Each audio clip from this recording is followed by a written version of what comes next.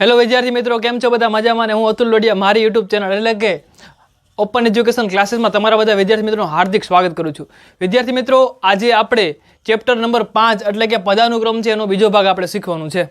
વિદ્યાર્થી મિત્રો, અગાઉના લેક્ચરમાં આપણે શીખી ગયા છે કે પદાનુક્રમ છે એમાં આપણે જો કુલ સંખ્યા મેળવવી હોય અથવા કુલ સંખ્યાનો પ્રશ્ન હોય તો આપણે એને કેવી રીતે સોલ્વ કરવો. હવે આપણે આ વિડીયોમાં શું કરવાનું છે તો કે અહીંયા આપણે શું કરવાનું છે તો કે નીચેના વ્યક્તિ છે એનો જે નીચેનો ક્રમ છે એ છે, ઉપરનો ક્રમ છે એ છે, જમણી બાજુનો ક્રમ છે એ છે, ડાબી બાજુનો ક્રમ છે, એ બધા ક્રમ છે એ આપણે જોવાના છે. શું કામ આ વસ્તુ આવી છે તો કે જો આપણે કુલ સંખ્યાનો પ્રશ્ન છે બહુ ઓછા પૂછે અથવા તો ક્યારેક ટ્વિસ્ટ કરીને પ્રશ્ન પૂછે કે વ્યક્તિ છે એની કુલ સંખ્યા 15 છે, એમાંથી મનન છે એનું સ્થાન એટલે કે ઉપરથી એનું સ્થાન છે એ 10મું છે. ઓકે, તો જમણી બાજુથી એટલે અથવા સોરી નીચેથી એનું સ્થાન કેટલામાં હશે આવો પ્રશ્ન પૂછી શકે. અથવા એમ પ્રશ્ન બનાવી શકે કે વ્યક્તિ છે એની કુલ સંખ્યા 25 છે, 25માંથી જમણી બાજુના સ્થાને મનન ઊભો છે એનું સ્થાન 15મું છે, તો ડાબી બાજુથી એનું સ્થાન કેટલામાં હશે એની ગણતરી કરવાની થાય. સમજાઈ ગયું ને મિત્રો? તો એની ગણતરી કરવા માટે થઈ અને આવા છે આપણે સૂત્રો છે બનાવ્યા છે. આ સૂત્ર છે એ બધા તમે એકવાર પાકા કરી લો અને ઉપરાંત હું તમને સમજાવું, જો તમને સમજાવીશ એટલે તમને આરામથી આવડી પણ જશે. હવે આ શું કરવાનું છે તો કે આપણે વિદ્યાર્થી મિત્રો ગઈ વખતે શું કરેલું તો કે બધામાં શું કરેલું તો કે -1 કરેલો. કારણ કે આપણે કુલ સંખ્યા ગોતતા હોય એટલે કે ડાબું અને જમણું બંને બાજુથી ગણતા હોય એટલે એનાથી શું થવાનું છે તો કે સંખ્યા છે એનો વારંવાર ઉપયોગ થાય એટલે કે એક સંખ્યા 2 વાર થઈ જાય. આમાં એવું નથી થતું, આમાં સંખ્યા છે ઘટી જાય એટલે આપણે શું કરવું પડે, સંખ્યાને પ્લસ કરવી પડે. એટલે કે કુલ સંખ્યા મેળવવાનું સૂત્ર છે એનાથી આ સૂત્ર અલગ છે. વ્યક્તિઓના જે ક્રમ ગોતવાના છે, નીચેથી હોય, ઉપરથી હોય, ડાબી બાજુથી હોય, જમણી બાજુથી હોય, એ બધા જે ક્રમ ગોતવાના છે એમાંથી આપણે કુલ સંખ્યા છે એ આપેલી હોય તો કુલ સંખ્યા છે એ લખવાની, પછી એમાંથી માઇનસ શું કરવાનું તો કે વ્યક્તિનો ઉપરથી ક્રમ. જો આપણે નીચેથી ક્રમ વ્યક્તિનો ગોતવાનો હોય તો કુલ સંખ્યા માઇનસ વ્યક્તિનો ઉપરથી ક્રમ વત્તા 1 કરવાનું હોય. ચાલો આપણે આ એક ઉદાહરણ દ્વારા સમજીએ મિત્રો. હવે અહીંયા જો શું કીધું છે તો કે આપણી પાસે કુલ 6 માળનું મકાન છે એટલે કે આપણે અહીંયા લખી નાખીએ 1 2 3 4 5 અને 6. ઓકે, હવે અહીંયા શું કીધું છે આપણે નીચેથી ક્રમ ગોતવાનો છે. દાખલા તરીકે આપણે પ્રશ્ન એવો પૂછ્યો છે કે કુલ 6 માળનું મકાન છે. ચાલો આપણે પ્રશ્ન બનાવી નાખીએ. કુલ 6 માળનું મકાન છે. ઓકે, હવે મકાન છે, ઇમારત છે, તમે કંઈ પણ કહી શકો.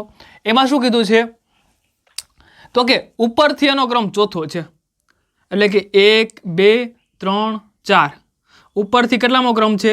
ચોથો છે. એટલે કે 1 2 3 અને 4 આ મહેશભાઈ અહીંયા રહે છે, એનો ઉપરથી ક્રમ કેટલામો છે? ચોથો છે. એટલે 1 2 3 અને 4 આ મહેશભાઈનો ક્રમ કેટલામો થયો તો કે ચોથો થાય. તો લખીએ આપણે મહેશભાઈનો ક્રમ ક્યાંથી છે તો કે ઉપરથી ચોથો છે. તો નીચેથી કેટલામો ક્રમ હશે? પ્રશ્ન પૂછે નીચેથી કેટલામો હશે. ઓકે, એવો પ્રશ્ન પૂછ્યો એટલે શું કરવાનું છે તો કે આપણે ચાલો સૂત્ર છે એમાં કિંમત મૂકીએ. તો કુલ કિંમત છે તો કુલ સંખ્યા છે તો કુલ સંખ્યા 6 છે, 6 માળનું મકાન છે. મિત્રો આ એક્ઝામ્પલ તમને ક્યાંય આપેલું ન હોય, આ તો આપણે સમજવા માટે કરીએ છીએ. પછી વ્યક્તિનો ઉપરથી ક્રમ કેટલામો છે તો કે માઇનસ શું કરવાનું છે? માઇનસ વ્યક્તિનો ઉપરથી ક્રમ કેટલામો છે? ચોથો. કેટલામો છે? ચોથો. અને પછી શું થશે તો કે વત્તા 1 કરવાનું છે સૂત્ર પ્રમાણે. આ આપણે સૂત્રમાં કિંમત મૂકી છે. તો જોઈએ શું થાય છે. 6 માંથી 4 જાય એટલે કેટલા વધે? 2 વધે. 2 વત્તા 1 કેટલા થાય તો કે 3 જવાબ આવે. તો જો મિત્રો નીચેથી કેટલામો ક્રમ છે મહેશભાઈનો? પહેલો, બીજો અને ત્રીજો. સમજાઈ ગયું ને મિત્રો? આવી રીતે આપણે શું કરવાનું છે? ક્રમ ગોતવાનો છે, વ્યક્તિઓનો ક્રમ, નીચેથી ક્રમ, ઉપરથી ક્રમ, ડાબી બાજુથી ક્રમ, જમણી બાજુથી ક્રમ. અહીંયા મેં તમને એક્ઝામ્પલમાં સમજાવ્યું છે કે મહેશભાઈ છે 6 માળના મકાનમાં રહે છે એટલે કુલ મકાનના માળ કેટલા છે? 6 છે. ઓકે, મહેશભાઈ છે એનો જે ઉપરથી ક્રમ છે એટલે અહીંયાથી ક્રમ ગતિએ 1 2 3 અને 4 કેટલામો ક્રમ છે? ચોથો ક્રમ છે. તો હવે નીચેથી ક્રમ કેટલામો હશે? તો આવું એક્ઝામ્પલ આપેલું ન હોય પણ આ તો આપણે સમજવા માટે આવું કર્યું છે. તો શું કર્યું છે તો કે 6 -4 આપણે આ જે સૂત્ર છે એમાં મૂકીએ. કુલ સંખ્યા એટલે કેટલી છે 6 અને વ્યક્તિનો ઉપરથી ક્રમ કેટલામો છે કે ચોથો. ઓકે, તો 6 - 4 વત્તા 1 તો સૂત્ર પ્રમાણે મૂક્યું એટલે શું થાય તો કે 2 + 1 = 3 એટલે કે કેટલામું થાય નીચેથી સ્થાન 1, 2 અને 3. જો મિત્રો આ સૂત્ર પણ સાચું ઠરે છે. એમ આપણે સૂત્ર છે એને પણ સોલ્વ કરી લીધું. એ સિવાય આપણે કેવી રીતે સમજવાનું છે એ પણ વાત કરી લીધી. ઓકે, તો જ્યારે વ્યક્તિનો નીચેથી ક્રમ ગોતવાનો હોય ત્યારે આવી રીતે થશે. હવે જો ઉપરથી ક્રમ એટલે કે અહીંયા શું આપ્યું હોય તો કે અહીંયા ઉપરથી ક્રમ આપ્યો છે એને આપણે કાઢી નાખીએ અને એ શું કરી નાખીએ તો કે નીચેથી ક્રમ કેટલામો છે કે પહેલો, બીજો ને ત્રીજો ક્રમ છે. કેટલામો છે? ત્રીજો ક્રમ છે. મહેશભાઈનો નીચેથી કેટલામો ક્રમ છે? ત્રીજો ક્રમ છે. કુલ કેટલા માળ છે? 6 માળનું મકાન છે. એમાંથી મહેશભાઈ કેટલા માળે રહે છે? ત્રીજા માળે રહે છે. તો ઉપરથી કેટલામો ક્રમ થાય? ઉપરથી કેટલામો હશે? ઓકે, તો ખબર જ છે કે શું કરવાનું છે? કુલ સંખ્યા કેટલી છે તો કે કુલ સંખ્યા 6 છે. હવે વ્યક્તિનો નીચેથી ક્રમ આપણે આપેલો છે તો આ બીજું સૂત્ર યુઝ કરવાનું થશે. તો નીચેથી ક્રમ કેટલામો છે? ત્રીજો. -3 વત્તા 1 આ સૂત્ર પ્રમાણે. ઓકે, એટલે 6 માંથી 3 જાય એટલે 3 વધે વત્તા 1 બરાબર કેટલા થાય તો કે 4. એટલે ગણીએ કેટલામો ક્રમ થયો? સાચું છે કે ખોટું? તો કે સાચું જ હોય ને. 1, 2, 3 અને 4 જો જોયું ને ઉપરથી કેટલામો ક્રમ છે? ચોથો છે. ઓલો દાખલો આપણે ઉલટાવી નાખ્યો. સમજાઈ ગયું ને? આવી રીતે આપણે અલગ અલગ ક્રમ ગોઠવાના હોય છે. આ આપણે ઉપરથી વાત કરી છે મિત્રો. આ આપણે ઉપરથી વાત કરી છે. હવે આપણે બીજા બંને સૂત્ર છે એ આપણે જોઈએ. તો એ બંને સૂત્રમાં શું કહે છે તો કે જમણી બાજુ અને ડાબી બાજુની વાત કરવાની છે. હવે ચાલો આપણે એને પણ જોઈએ કે આ સૂત્ર કેવી રીતે કામ કરે છે. તો આપણે સૂત્રને સમજવાનું છે. પ્રશ્ન જે પૂછાશે એનું આપણે શું કરવાનું છે તો કે સોલ્યુશન કરવાનું છે. પણ આ સૂત્ર તમારા મગજમાં ઉતરે એના માટે થઈ અને હું તમને આ એક્ઝામ્પલ સહિત સમજાવું છું. તો શું કહે છે? હવે જમણી બાજુથી ક્રમ અને ડાબી બાજુથી ક્રમ હોય. દાખલા તરીકે આપણા ક્લાસમાં 3 અને 4 એટલે કે 7 વિદ્યાર્થી છે.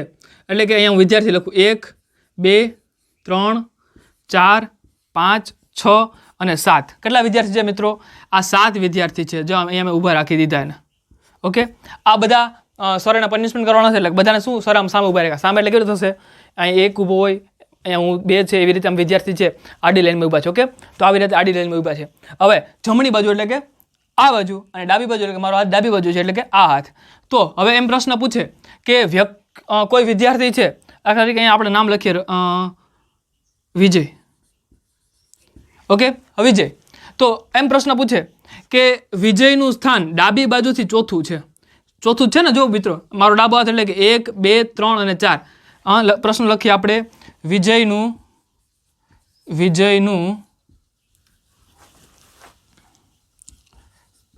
વિજયનું ડાબી બાજુથી સ્થાન એટલે કે ચોથું છે. ઓકે, અને કુલ વિદ્યાર્થી કેટલા છે? કુલ વિદ્યાર્થી બરાબર કેટલા છે? 7 છે. તો વિજયનું જમણી બાજુનું સ્થાન શોધો. જમણી બાજુનું કેટલામું સ્થાન હશે શોધવાનું છે. ચાલો આપણે આ સૂત્ર છે એ પ્રમાણે જ કરીએ. તો અહીંયા આપણે જોયું અહીંયા શું આપેલું છે આપણે તો કે ડાબી બાજુ છે એનું સ્થાન આપેલું છે. તો આપણે ડાબી બાજુનું સ્થાન છે આપણે કઈ બાજુ ગોતવાની છે? જમણી બાજુ. તો આપણે આ જમણી બાજુનું સૂત્ર ગોતીએ. વ્યક્તિનો જમણી બાજુનો ક્રમ છે આપણે ગોતવાનો છે. એ સૂત્ર આપણે ઉપયોગ કરીએ. તો કુલ સંખ્યા કેટલી છે તો કે 7 છે. સમજાઈ ગયું? હવે ડાબી બાજુનો ક્રમ કેટલામો છે તો કે ડાબી બાજુથી એનું સ્થાન ચોથું છે એટલે માઇનસ થાય વત્તા 1. આ આપણે સૂત્ર પ્રમાણે સંખ્યા મૂકી દીધી. એટલે શું થશે તો કે 7 માંથી 4 જાય 3 વધે 3 વત્તા 1 એટલે કેટલા થાય? 4. એટલે કે જમણી બાજુથી વિજયનું સ્થાન કેટલામું છે તો કે ચોથું છે અને ડાબી બાજુથી પણ કેટલામું છે? ચોથું. ગણીએ છીએ કેવી રીતે? 1, 2, 3 અને 4 થઈ ગયું મિત્રો ચોથું. અને ડાબી બાજુથી કેટલામું થાય? 1, 2, 3 અને 4. સમજાઈ ગયું ને? ડાબી બાજુ તમે ગણો તો પણ 4 થશે અને જમણી બાજુથી તમે ગણો તો પણ કેટલા થશે? 4. તો આ સૂત્ર છે આવી રીતે કામ કરે છે. ઓકે મિત્રો, તો હવે આપણે શું સમજવાનું છે કે જો આવી રીતે ડાબી બાજુ છે એની જગ્યાએ જમણી બાજુ પૂછેલી હોય. આપણે અહીંયા શું પૂછ્યું છે? જમણી બાજુ પૂછીને તો આપણે ડાબી બાજુ પૂછેલી હોય તો કંઈ નથી કરવાનું. અહીંયા ડાબી છે તો આપણે જમણી પૂછેલી છે, જમણી છે. ઓકે, તો આપણે ડાબી ગોતવાની છે. હા, જમણી બાજુમાં 4 છે અને ડાબી બાજુ છે એ આપણે ગોતવાની છે અને કુલ વિદ્યાર્થી 7 છે. તો કંઈ નથી કરવાનું. સૂત્ર આ જ કામ કરશે. કુલ વિદ્યાર્થી 7 છે. હા, જમણી બાજુ એટલે આ બાજુથી 1 2 3 અને 4 ચોથું સ્થાન છે એટલે 4 મૂક્યા, વત્તા 1 સૂત્ર પ્રમાણે એટલે 1, અને 7માંથી 4 જાય એટલે 1 વધે, વત્તા 7માંથી 4 જાય એટલે 3 વધે, વત્તા 1 એટલે કે 4 વધે. એટલે ડાબી બાજુ કેટલામું સ્થાન થયું? પહેલું, બીજું, ત્રીજું અને ચોથું. આવી રીતે વિજયનું સ્થાન છે ચોથું રહેશે. સમજાઈ ગયું ને? એટલે જો વ્યક્તિનો કોઈ પણ ક્રમ ગોતવાનો ઉપર નીચેથી ડાબું જમણું, તો એમાં આ સૂત્રો છે કામ કરશે. આ બધા સૂત્રો તમે તમારા બુકમાં વ્યવસ્થિત લખી લેજો અને પાકા કરી લેજો. ઓકે મિત્રો, હવે આપણે આગળના વિડીયો મળીએ, ત્યાં સુધી બાય બાય.